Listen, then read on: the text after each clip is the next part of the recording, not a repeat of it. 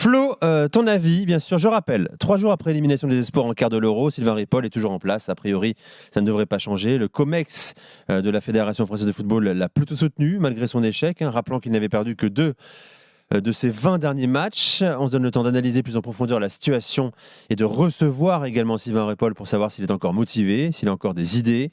Le seul Jean-Michel Aulas, qui avait œuvré pour la mise à l'écart de Corinne Diacre, a rappelé qu'un coach doit gagner, sinon il est menacé. Avis de Flo Gautreau. Avec Ripoll, Diallo manque une très belle occasion d'affirmer son autorité. Jingle, Flo. Georges Clooney vient chez toi, il demande de la moutarde avec le foie gras. T'as le droit de lui dire que c'est un connard. J'étais là, je me souviens. Magnifique. Une de tes plus belles, peut-être. Flo. Oui, alors c'est vrai qu'on l'a imaginé, on en a rêvé, mais on n'y a jamais vraiment cru. Et donc on n'est pas très surpris de voir qu'il est maintenu, Ripoll, mais on s'est dit que peut-être il allait se passer quelque chose. Je l'ai dit, c'était quand ? Dimanche soir, je me suis dit, tiens, Diallo, puisque Diacre a été viré, Diallo, le nouveau président de la Fédé, sans y croire, encore une fois, mais bon, comme un vœu pieux, Diallo peut marquer un coup en disant, bah voilà, l'objectif était fixé, c'est les demi-finales. En plus, c'était lui qui l'avait fixé. Il n'a pas atteint les demi-finales. En plus, ça fait plusieurs échecs. On décide de changer. C'est vrai qu'en plus, il y a eu des idées marrantes, puisque certains ont parlé de Zidane au 32-16. Il y a les JO qui arrivent. Tu peux te dire, tiens, on renverse la table et on tente quelque chose. Bon, évidemment, tout ça n'a pas eu lieu. On renverse aucune table, surtout pas. On garde la table, on garde les fauteuils, on garde les vieux par-dessus et les vieux canapés, et on continue comme en 40 ou comme en 14 Comme en 14. Comme en 14. 40, on continue comme voilà. Là, c'est plutôt comme en 40. Non, on continue comme en 40, j'ai l'impression. Oui, t'as raison, c'est ça. J'irais même comme en juin 40. Donc, en fait, ce qui s'est passé avec Diacre est intéressant parce que tout le monde a dit, là, tu l'as dit dans ton lancement, bah tiens, la Fédé a été capable de le faire avec les féminines, ils vont être capables de le faire avec les espoirs. Sauf que c'est pas la Fédé qui a fait avec Diacre, c'est les joueuses qui ont décidé de l'avenir de leurs sélectionneuses, qui ont pris leur destin en main. Et même, je le répète ici, si moi ça ne me convient pas du tout, puisque je suis contre la République des joueurs et des joueuses, je pense que c'est une énorme connerie et que ça ne doit pas arriver. Mais la Fédé est tellement mal gérée que c'est comme ça que ça s'est passé pour Diacre. C'est que les filles ont mis la pression en faisant, on va dire, cette grève de la sélection, et Diacre est tombé. Appuyé par un membre du COMEX, c'est important quand même. Jean-Michel Aulas, en l'occurrence. Oui, mais en l'occurrence, si tu veux, une fois que c'est fait, même là, Aulas, il dit un truc, mais il n'a aucune influence sur le fait de bouger Ripoll ou pas. Donc, ce que je veux dire, c'est que la preuve que cette Fédé n'est pas gérée, et n'est toujours pas gérée, et donc c'est un très bon signal. On n'avait pas besoin de ça peut-être, mais c'est une confirmation avec cet intérim de Diallo, enfin qui n'est plus un intérim maintenant, que ça ne changera pas.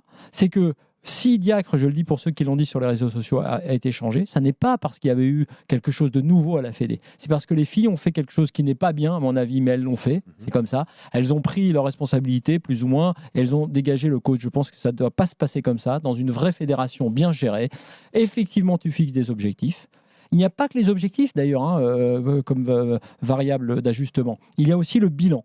Et le bilan, on l'a fait dans l'after. Le bilan de 6 ans, catastrophique en termes de jeu, en termes d'esprit, avec un matériel 2 incroyable. quarts de finale, une demi-finale d'Euro. Oui, et puis c'est un échec en termes de jeu, en termes d'empreinte. Donc, évidemment que ça remet beaucoup de choses en place, puisque si tu fais ça, tu remets en cause quelque part la DTN, tu remets en cause ton DTN, Hubert Fournier, tu remets en cause plein de choses. Mais très simplement, il y avait un choix politique possible, il n'a pas été fait. On est reparti en gros sur le même trend, que la même tendance qu'avant. C'est une déception.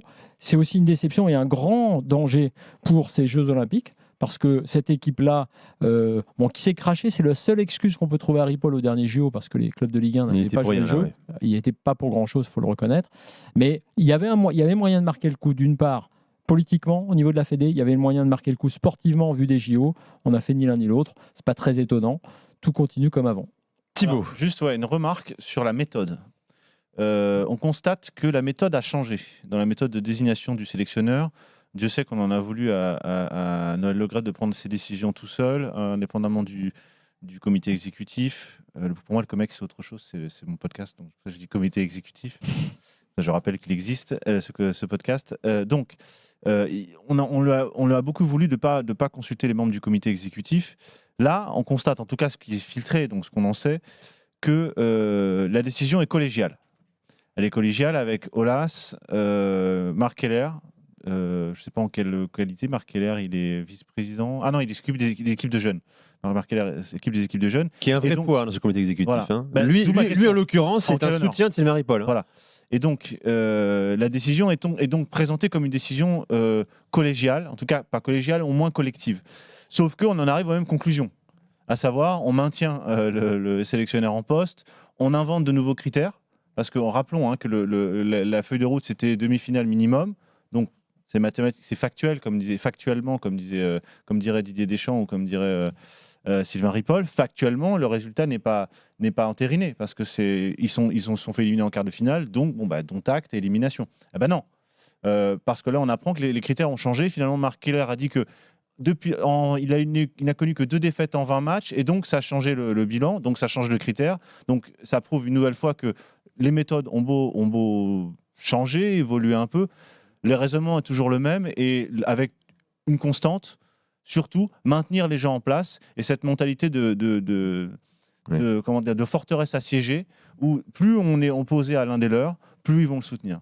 Donc c'est, à mon avis, plus on va attaquer Ripoll, Mais plus il va être soutenu. là où tu as raison, Thibaut, c'est que même si politiquement il y a un peu de changement dans le processus de décision, ça ne change pas. Donc c'est presque pire. Parce que quand c'est la décision d'un seul homme, ce qui est scandaleuse, celle de Le Graët, heureusement avec quelqu'un de bien comme Deschamps, je veux dire qu'on n'est pas, c'est pas un escroc qui est à la tête des Bleus, mais la méthode était nulle, elle était lamentable et elle était l'œuvre de Le Graët.